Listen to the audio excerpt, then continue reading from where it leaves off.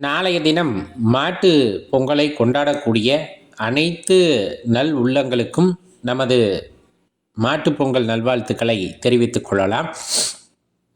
நாளைய தினம் வெள்ளிக்கிழமை மாட்டுப் பொங்கல் கொண்டாடப்பட இருக்கிறது.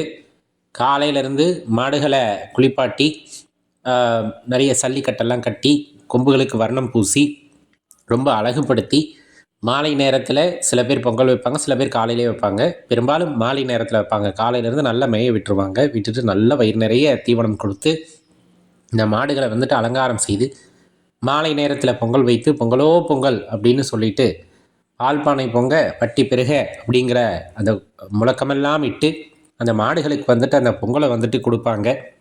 அது ரொம்ப சிறப்பாக இருக்கும். விவசாய பெருங்குடி மக்கள் வந்துட்டு தன் உழவுக்கு பெரிதும் உறுதுணையாக இருந்த எல்லா ஜீவராசிகளுக்கும் நன்றி செலுத்துகின்ற நாளாக இந்த மாட்டு பொங்கல் தினம் அப்படிங்கிறது இருக்கும். அந்த வகையில் மாடுகளுக்கு விவசாய பெருங்குடி மக்கள் வந்துட்டு அந்த நன்றியை செலுத்துவாங்க. சாதாரண மக்களாகிய நமக்கு உணவு கிடைக்கிறது. அதற்கு ஏதேனும் ஒரு வகையில் இந்த உயிரினங்கள் எல்லாம் காரணமாக இருக்கிறது. நம்ம முதல் நாள் சூரிய பகவானுக்கு நன்றி செலுத்தினோம். இன்றைய தினத்தில் நாம் எப்படி நன்றி செலுத்துறது அப்படின்னு ஒரு விஷயம் இருக்கு இல்லையா?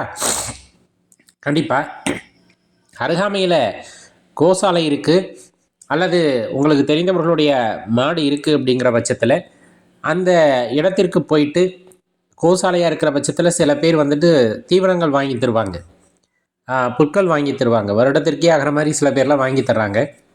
இல்லை நம்மளால் முடியுது அப்படின்னா அந்த இடத்துல முடிஞ்ச அளவுக்கு ஒரு வாழைப்பழத்தை வாங்கி மாடுகளுக்கு கொடுக்கலாம், அல்லது புற்கள் வாங்கி கொடுக்கலாம்.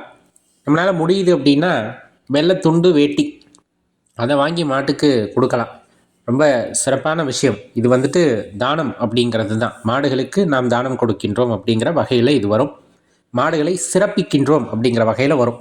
முடிஞ்சால் ஒரு முழம் பூ வாங்கிட்டு போய் மாட்டோட கழுத்தில் போட்டு இந்த வேட்டி துண்டை மேலே சிறப்பு செய்வது போல் போத்தி விடலாம். கண்டிப்பாக அது ஒரு நல்ல உணர்வை உங்களுக்கு ஏற்படுத்தும். நேரடியாக வழிபாடு செய்யலாம்.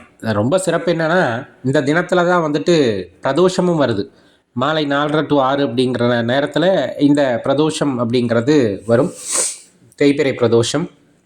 அப்போ எல்லா சிவாலயங்களிலும் நந்தியம்பெருமானுக்கு அர்ச்சனைகளும் அபிஷேகங்களும் ஆராதனைகளும் நடக்கும். அதே வகையில் இந்த தினத்தில் அந்த மாலை நேரத்தில் தான் மாடுகளுக்கு நாம் சிறப்பு செய்ய போகின்றோம். அப்படிங்கும்போது எவ்வளவு அற்புதமான நாளாக இருக்கிறது என்பதை உணர்ந்து கொள்ளுங்கள். நந்தியம்பெருமானுக்கு நடக்கின்ற அதே வேளையிலே இங்கு மாடுகளுக்கு பொங்கல் வைத்து கொண்டாடுகின்றோம். அப்படிங்கும்போது அது சிறப்பு. நிறைய இடங்களில் இந்த மாட்டுப் பொங்கல் சிறப்பாக கொண்டாடப்படும். அந்த வகையில் நம்மளால் முடிஞ்சதுன்னா அருகாமையில் இருக்கக்கூடிய கோசாலைக்கோ மாட்டுப்பண்ணைக்கோ போய் அங்கே அந்த மாடுகளுக்கு அந்த பொங்கல் வைப்பாங்க. அப்போ குறைஞ்சபட்சம் குழந்தைகளை கூட்டிகிட்டு போய் காட்டுங்க. நம்முடைய மரபுகளை குழந்தைகள் தெரிந்து கொள்ளட்டும், பாரம்பரியத்தை உணர்ந்து கொள்ளட்டும். வெறும் இந்த பொங்கல் அப்படின்னா டிவி முன்னாடி உட்காந்துட்டு போடுற விளம்பரதார நிகழ்ச்சிகளை எல்லாம் பார்த்து சந்தோஷமாக இருப்பது, படத்துக்கு போவது அப்படிங்கிறது கிடையாது அப்படிங்கிறத அவங்க உணர்ந்துக்கிட்டும்.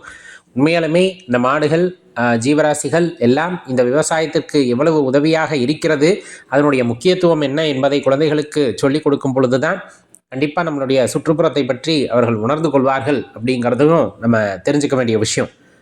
அனைவருக்கும் மீண்டும் ஒரு முறை மாட்டுப்பொங்கல் நல்வாழ்த்துக்களை தெரிவித்துக் கொள்கின்றோம். நன்றி, வணக்கம்.